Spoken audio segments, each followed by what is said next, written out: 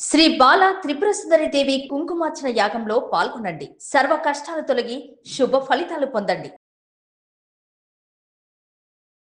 అమ్మ యూట్యూబర్ వైష్ణవి గురించి నిజంగా ఎంత బాధేస్తుందంటే, మామూలుగా అంటూ ఉంటారు చూడమ్మా, ప్రతిదానికి మనకి భగవంతుడు ఒక సిగ్నల్స్ ఇస్తూ ఉంటారు అని అంటూ ఉంటారు. ఇప్పుడు వైష్ణవి విషయంలో కూడా రెడ్ ఫ్లాగ్స్ ముందు కనిపిస్తూ ఉంటాయి. అంటే మనం ఒక్కొక్క వీడియో వైష్ణవి మామూలు యూట్యూబ్ వీడియోస్ ఓపెన్ చేసిన ఆ అమ్మాయి పంచాయతీలవి కానీ పాపం అందరూ ఇవంతా కావాలని డబ్బు కోసం చేస్తున్నారు, వ్యూయర్స్ కోసం చేస్తున్నారు అని అన్నారు. కానీ బిడ్డ చెప్తూనే ఉంది ఇది కాదు, ఆయన వినట్లే, అందుకే నేను వీడియోస్ చేస్తున్నాను.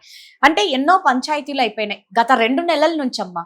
మనం ఈ మధ్య ఆ వీడియోలోనే వింటూ ఉన్నది ఏంటి అంటే, వాళ్ళ అత్తగారు వైష్ణవి కళ్ళల్లో కారం కొట్టారు, వెనకాల నుంచి ఎవరు కొట్టారో అర్థం కాల. భర్త వైష్ణవి అత్తగారింటికి వెళ్తే అప్పుడు వాళ్ళ పేరెంట్సే చెప్పారు ఇలా కళ్ళల్లో కారం కొట్టారు. సో రకరకాలుగా ఎన్ని ఫ్లాగ్స్, ఇలా రెడ్ ఫ్లాగ్స్ కనిపిస్తున్నాయి అనేది ఒకసారి మీరు చెప్పండి. ఇంకొకటి ఏంటంటే, బిడ్డని ఇంట్లోనే పెట్టుకున్నారు పాపం, వాళ్ళు అక్కడికి కూడా పంపించలే, వీడిని ఇంట్లోనే ఉంచుకున్నారు. నిజంగా ఒక యముణ్ణి ఇంట్లోనే ఉంచుకొని ఆ బిడ్డను బలి చేసినట్లు అయిపోయిందమ్మా. బలి చేసుకున్నారు పాపం. అంటే నేనేమంటున్నానంటే, ప్రతిదానికి భగవంతుడు చాలా మనకి లేపుతూ ఉంటారు ఏదో ఒక రూపాన. కుక్కలు మొరిగాయి, రకరకాలు, భర్త చెప్పాడు చూడలే అంటే ఎన్ని రెడ్ ఫ్లాగ్స్ కనిపించాయి. పోస్ట్ మార్టం రిపోర్ట్ కూడా వచ్చింది. ఆ వెధవ కిరాతకుడు 20 కత్తిపోట్లు అంటే బాధాకరమైంది. సో వీటన్నిటి గురించి ఒక్కసారి చెప్పండి. ఈ రెడ్ ఫ్లాగ్స్ ఒక్కసారి అక్కడి నుంచి స్టార్ట్ చేసుకుంటే వెళ్ళిపోతాం. మళ్ళీ మనం ఇది వరకు 2 వీడియోలు చేసాం దీని గురించి. ఈ అమ్మాయిని ఇలా చంపడం అనేది చాలా దారుణం అండి. నిజంగా మనకు అనుకుంటే ఇప్పటికి కూడా కళ్ళల్లో నీళ్లు తిరుగుతాయి. తల్లిదండ్రులు ఇందులో పొరపాటనే అనుకోవాలి మనము. అంటే ఒక వ్యక్తిని మీరు నమ్మేటప్పుడు అసలు అతని లక్షణాలు ఏంటి, అసలు మనం ఎందుకు ఈ అమ్మాయి ఓన్లీ 17 సంవత్సరాల అమ్మాయిని తీసుకెళ్ళి, ఒక పూలాంటి అమ్మాయిని తీసుకెళ్ళి ఒక యమకింకరుడి చేతిలో పెట్టినట్టు పెట్టారు. సరే అంటారు కదా, విధిరాత వాళ్ళిద్దరికి రాసింది జరిగింది, అంతవరకు ఓకే. తర్వాత కూడా మీకు చాలా చెప్పారు. అంటే ఈ అమ్మాయి మాకు నచ్చలేదు, వరకట్నం గురించి వేధించారు, వాళ్ళ అత్తగారింటికి తీసుకెళ్ళి ఈ అమ్మాయిని అనవసరంగా ఏదో రింగ్ తీసుకుందని దొంగతనం అమ్మాయి మీద వేశారు. ప్లస్ కళ్ళల్లో కారం కొట్టారు. కొట్టినప్పుడు ఈ అమ్మాయి వాళ్ళ అమ్మగారు చెప్తున్నారు, ఇంటికి వస్తే ఏంటమ్మా ఏమైందంటే కళ్ళల్లో ఇలా కొట్ట. మరి అప్పటికైనా మీరు ఉండాలి కదా, వెంటనే పిల్లని తీసుకెళ్ళి ఏంటి ఏం సంగతి, ఎందుకు మీరు ఇలా చేశారు, మా అమ్మాయి ఏం దొంగతనం చేసింది, కడుపుతో ఉన్న పిల్ల కళ్ళల్లో కారం కొడతారా, మీరు ఆ రోజే మీరు ప్రశ్నించలేదు. మీరు ఏం చేశారంటే, వాళ్ళు చేసిన వాటికన్నిటికీ మీ మంచితనమో మీ అమాయకత్వమో లేకపోతే పిల్ల కాపురం చెడిపోతుంది అనుకున్నారో కానీ ఇవాళ 18 సంవత్సరాల అమ్మాయిని మీరు పోగొట్టుకున్నారు. కడుపు కోత మీకు మిగిలింది. అతి మంచితనం అనేది కొన్ని విధాలు కొన్నిసార్లు పనికిరాదు కదా. వాళ్ళకి ఎన్నో వాళ్ళ వాళ్ళ అన్నయ్య వచ్చాడు, నువ్వు మా అమ్మాయిని చాలా విసిగిస్తున్నావు, తర్వాత వరకట్నం అంటున్నావు, అదంటున్నావు ఇదంటున్నావు, ఇది నీకు వార్నింగ్ ఇస్తున్నా, మళ్ళీ తర్వాత ఇంకొకసారి అసలు నీకు వార్నింగ్ ఇవ్వాల్సిన ఏ రోజైతే నీ ఇప్పుడు ఇష్టపడి పెళ్లి చేసుకున్నావు నీకు వరకట్నం ఎందుకండి, నువ్వు లేకపోతే నేను చనిపోతానన్న వాడికి కట్నం ఏంటండి, డౌరీ ఎందుకు, వాళ్ళ నాన్నగారు చెప్తున్నారు నాకు 5 లక్షలు ఇవ్వమన్నారు, మరి నువ్వు ఆ రోజే ప్రశ్నించాల్సింది కదా తండ్రి కూడా. అంటే మనం వాళ్ళ తప్పులు మనము లెక్క పెట్టట్లేదండి.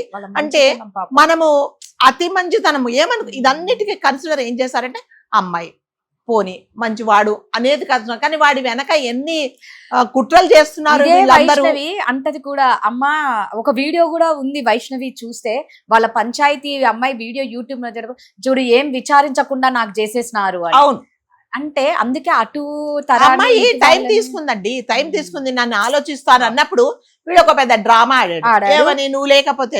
మరి అప్పటికైనా అరే నువ్వు అసలు అమ్మాయి పరిచయం లేదు, మీ ఇద్దరికి ఇంతకు ముందు రిలేషన్షిప్ లేదు, అమ్మాయిని నువ్వు ఏదో పెళ్లి చూపులలో చూసావు, అమ్మాయి లేకపోతే నేను చనిపోతాను అన్నంత వీక్ ఇదైనప్పుడు రేపొద్దున నా కూతుర్ని వీడేం చూసుకుంటాడని మీరు ఆలోచించాల్సింది. ఆ రోజు చనిపోయే రోజు కూడా అత్తగారు తర్వాత ఇద్దరు బావగారులు లోపలికి వెళ్తున్నప్పుడు మీరందరూ వెళ్ళి, ఇప్పుడు వైఫ్ అండ్ హస్బెండ్ అయితే సరేనండి వాళ్ళు ఉన్నారు, వీళ్ళందరూ వెళ్ళినప్పుడన్నా మీరందరూ ఎందుకు వెళ్తున్నారు లోపలికి, ఏం మాట్లాడతారు, రండి నా ముందు వచ్చి కూర్చొని మాట్లాడండి అని మీరు అడిగినా కూడా వాళ్ళు అమ్మాయి కొంచెం సేఫ్ అయ్యేదాన్ని. ఆవిడేమంటది అదే వాళ్ళని కొంచెం అమాయకత్వమే అనిపిస్తుంది. మంచి వాళ్ళు అమాయకంగా ఏమంటున్నారంటే వాళ్ళ అత్తగారు మామగారు వచ్చి వాళ్ళ అన్నయ్యలు వచ్చి వాళ్ళ బావగారులు వచ్చారు, వాళ్ళు ఏదో మాట్లాడుకుంటారు కదా అన్నారు. కానీ అంటే అక్కడ కూడా వాళ్ళ మంచితనమే కనిపిస్తుంది.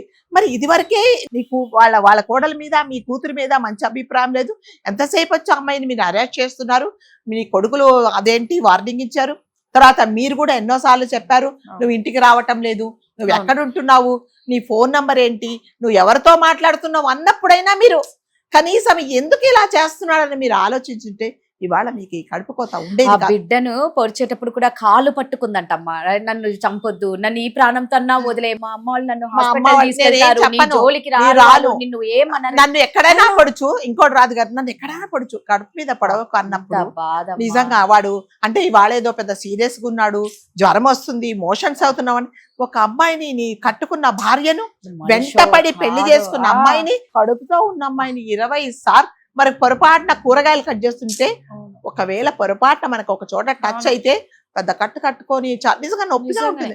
అలాంటిది ఆ బిడ్డ 20 కత్తిపోట్లు పొడుస్తూ ఉంటే వద్దు అని దండం పెడుతున్నా, నన్ను వదలకుండా అమ్మాయిని చంపినప్పుడు అమ్మాయి ఎంత నరక యాతన అనుభవించుంటుంది వాళ్ళ తల్లిగారు.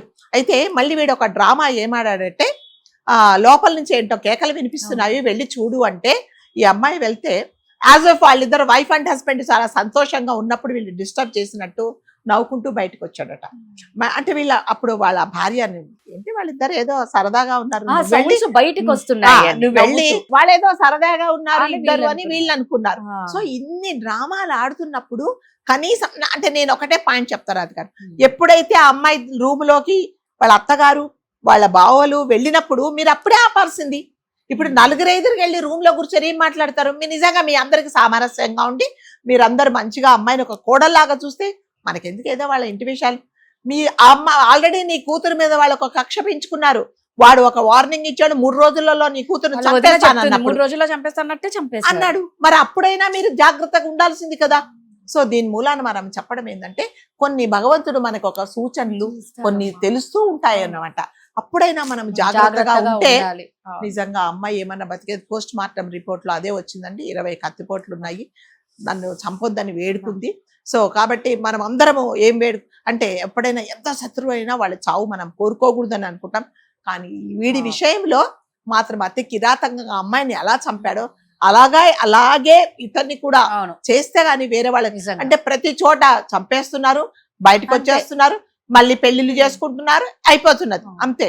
కానీ వీళ్ళకి ఒక శిక్ష అనేది భయంకరంగా ఉంటేనే తప్ప మళ్ళీ ఇలాంటివన్నీ మనం ఆపలేమండి. కాబట్టి మనం ప్రభుత్వాన్ని, ఈ పోలీస్ డిపార్ట్మెంట్ ను, అడ్వకేట్లను, జడ్జి గారిని ఒకటే కోరుకుంటున్నాం, వాళ్ళకి న్యాయం చేకూర్చాలి. ఈ అన్యాయము మీ ఇంట్లోనే చాలా సార్లు మీ ఇంట్లోనే నా పిల్లకే, నా కూతురికే, నా చెల్లికే జరిగితే నేను ఎలాంటి తీర్పిస్తాను, ఎలా నేను వీళ్ళను సాటిస్ఫై చేస్తాను, ఆ అమ్మాయి ఆత్మ అంటే శాంతపడేలాగా నేను ఏం చేస్తాను, మీరు ఎవరైనా ఆలోచించుకుంటే నిజంగా వాడికి కఠినమైన శిక్ష పడుతుందని పడాలనే మనం కోరుకుందాం. నిజంగా అంటే అతి మంచితనం చాలా డేంజర్ అండి. కానీ నిజంగా భగవంతుడు మనకి ఇస్తూనే ఉంటాడు, మనమే ఆ జాగ్రత్తలు తీసుకోక మన చేతులారా కొన్ని మన ప్రాణాలు పోతాయి, మన ఇంట్లో వాళ్ళవి పోతాయి.